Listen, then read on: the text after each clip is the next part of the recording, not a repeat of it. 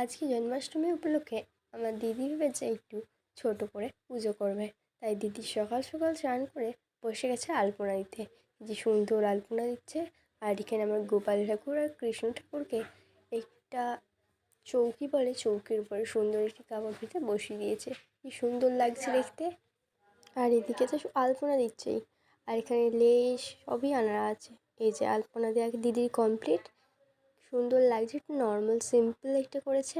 আর এখানে একটু ভাবলাম ডেকোরেশন হবে, তাই জন্য ভাই এগুলো কী বলে জানি না, এগুলো কেটে কেটে রাখছে। আর দিদি টু সাইড টেপ দিয়ে মেরে দিচ্ছে।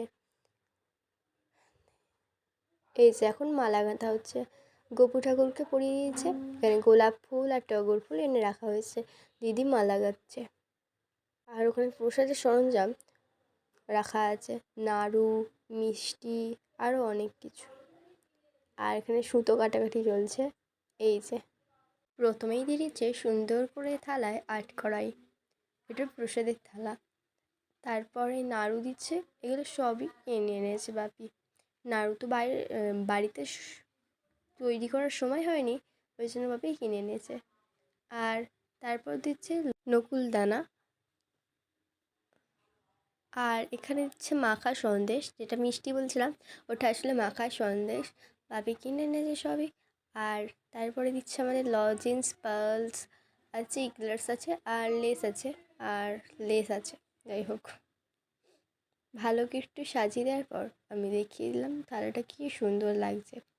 এই গোটা থালাটাই গোপাল ঠাকুরের কাছে দেবে প্রসাদ হিসেবে।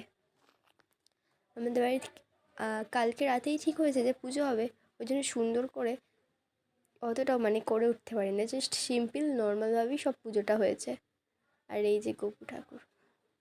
আর এই যে আর কি বলবো, হ্যাঁ, এই মিউনিচারটা লাগিয়েছিল প্রথমে। এই মিউনিচারটা নাকি একটা দুটো কেটে গেছে, ওই জন্য একটু ভালো করে সুন্দর করে সাজাবে আমার দিদি।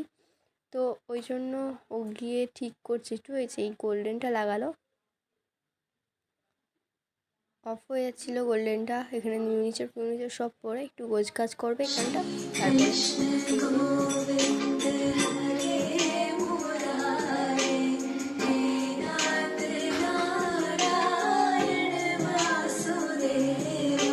আর এখানে সন্ধেবেলা চলে আসি। সন্ধেবেলায় গরম গরম এখানে ফুরুলি ভাজা হচ্ছে, আর ডাল লুচি করছে, লুচি। আর এখানে তো ফুরুলি ভাজা হচ্ছে। আজকের ব্লগটা এতক্ষণই। ভালো লাগলে লাইক, কমেন্ট, শেয়ার করবে। এই যে লুচিটা।